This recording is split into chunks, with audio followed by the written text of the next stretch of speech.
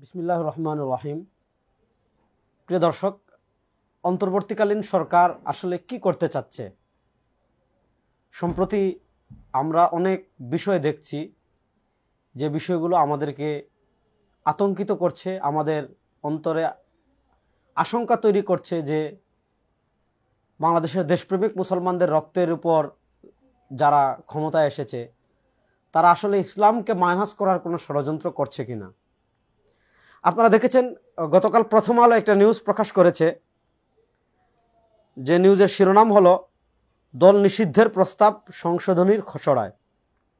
এখানে কি বলা হচ্ছে যে মানবতা বিরোধী কিছু অপরাধ এর তালিকা করা হয়েছে, যে অপরাধ কোনো দল করলে তাদেরকে 10 বছরের জন্য নিষিদ্ধ করা হবে। সে অপরাধগুলো কি? এই সংশোধনীর মাধ্যমে মানবতা বিরোধী অপরাধের সংজ্ঞায় গুম, লিঙ্গভিত্তিক সহিংসতা, যৌন দাসত্ব, জোর করে যৌনকর্ম, জোর করে গর্ভধারণ ইত্যাদি অন্তর্ভুক্ত করার প্রস্তাব করা হয়েছে, যা আগের আইনে ছিল না।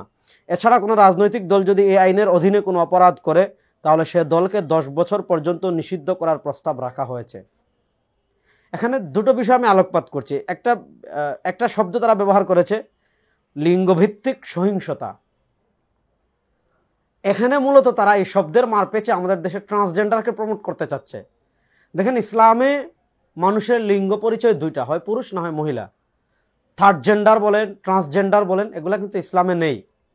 এখন যেহেতু থার্ড জেন্ডার বা ট্রান্সজেন্ডার এগুলো ইসলামে নেই এবং এগুলোর মাধ্যমে মূলত আমাদের দেশে পশ্চিমা বিকৃত যৌনাচারকে প্রমোট করা হচ্ছে, তো স্বাভাবিকভাবে আপনারা গত ফ্যাসিস্ট আওয়ামী লীগের আমলে দেখেছেন ইসলামপন্থী সব রাজনৈতিক দল, শুধু না পুরা দেশের সব দেশপ্রেমিক মানুষ আপনার ট্রান্সজেন্ডারের বিরুদ্ধে কি করেছে? আন্দোলন করেছে। এখন এই শব্দের মার পেঁচে তারা কি শিখাতে চাচ্ছে? যে ট্রান্সজেন্ডারের বিরোধিতা করা, সমকামিতার বিরোধিতা করা, এটা হলো মানবতা বিরোধী অপরাধ।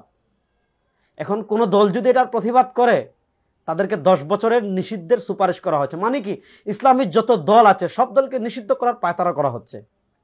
একটা জিনিস খেয়াল করেন, গর্ভপাত, এই গর্ভপাতের বিরোধিতা, এটাকেও মানবতা বিরোধী অপরাধ হিসাবে কি করা হয়েছে? দেখানো হয়েছে।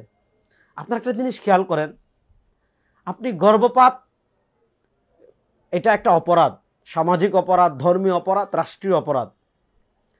এটার যদি আপনি স্বাধীনতা দেন, মানে কি বোঝাতে চাচ্ছেন? দেশে ব্যাপকভাবে অশ্লীলতা ছড়াবে, বিবাহ বহির্ভূত সম্পর্ক বৃদ্ধি পাবে, বিবাহ বহির্ভূত সম্পর্কের কারণে কারো যদি গর্ভ হয় সেটা স্বেচ্ছায় অবলীলায় নষ্ট করবে, এবং এই যে ভ্রূণ হত্যা, এটা কত মারাত্মক অপরাধ, এটা বাড়বে। আর ইসলামে তো এটার তো সুস্পষ্ট বিধান আছেই। মূলত এটার মাধ্যমে আমাদের সমাজে পশ্চিমা যে কালচার রয়েছে, সেই অসভ্য বর্বর পশ্চিমা কালচার মূলত আমদানি করার একটা চক্রান্ত করা হচ্ছে। আপনারা দেখেছেন, একদিকে এগুলো আইনের প্রস্তাব করা হচ্ছে, আর একদিকে দেখেন অন্তর্বর্তীকালীন সরকারের মাথায় আসলে কি ভূত সওয়ার হয়েছে আমি বুঝতে পারছি না। আপনাদের ভূত যদি আমাদের কথাবার্তায় না নামে, তাহলে ভূত নামানোর জন্য এদেশের মানুষ উজা হলে কি হয় সেটা তো আওয়ামী লীগ টের পেয়েছে।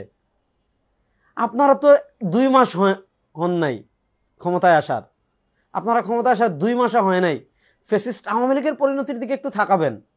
আপনারা কি শুরু করেছেন এগুলো ভণ্ডামি? দেখেন, এই জুলাই আগস্টের যে মুক্তিযুদ্ধ, যে অভ্যুত্থান হয়েছে, এই যুদ্ধে একজন ট্রান্সজেন্ডার তো শহীদ হওয়া দূরের কথা, মারা যাওয়া দূরের কথা, একজন শাহবাগীও মারা যায় নাই। অথচ আপনারা কি করেছেন?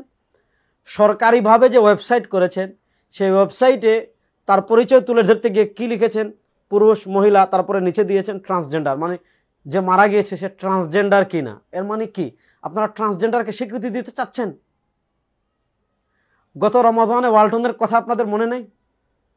ওয়ালটন শুধু একটা নাটক, যে নাটকে ট্রান্সজেন্ডারকে সহজ করা হয়েছে, এটা প্রমোট করার কারণে ওয়ালটনের কি অবস্থা হয়েছে আপনাদের জানা নাই। আর আজকে আপনার সরকারিভাবে এগুলা কি শুরু করেছেন? একদিকে আপনারা এটা করছেন, আরেকদিকে দেখেন ব্রাক বিশ্ববিদ্যালয়ের ছবিটা দেখেন। ব্রাক বিশ্ববিদ্যালয়ে আপনারা স্ক্রিনের ছবিটা দেখেন, যে লেসবিয়ান গে বৈচিত্র্যের সৌন্দর্য নিয়ে ব্রাকে কর্মশালা হচ্ছে।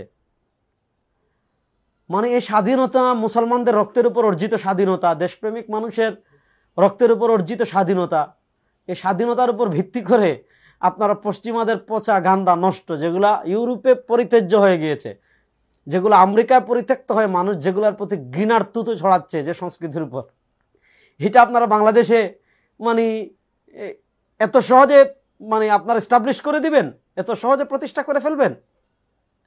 আপনারা মানে একটা মনে হচ্ছে যে একটা কল্পনার জগতে বসবাস করছেন। একদিকে মনে হচ্ছে যে আপনারা কল্পনার জগতে ফরহাদ মুজারের লালনবাদের ইসলাম প্রতিষ্ঠা করবেন, আরেকদিকে মনে হচ্ছে যে আপনারা এমন এক কল্পনার জগতে আছেন যে আপনারা ইউরোপিয়ান সব কালচার প্রতিষ্ঠা করে ফেলবেন।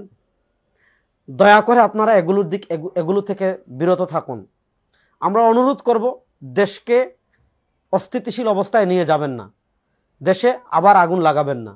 এখন যদি আগুন লাগে, সে আগুন আপনারা নিভাতে পারবেন না, সে আগুন কোনো অবস্থাতেই আপনারা নিভাতে পারবেন না। এজন্য আপনাদেরকে অনুরোধ করব, এই ধরনের ফাইজলামি, এ ধরনের কোরআন সুন্নাহ এদেশের সংখ্যাগরিষ্ঠ মানুষের আদর্শ বিবর্জিত কাজ থেকে আপনারা বিরত থাকবেন। যদি বিরত না থাকেন, তাহলে পরিণতি যেদিকে যাবে, এটার জন্য আপনারাই একমাত্র দায়ী থাকবেন। আসসালামু আলাইকুম ওয়া রাহমাতুল্লাহি ওয়া বারাকাতুহু।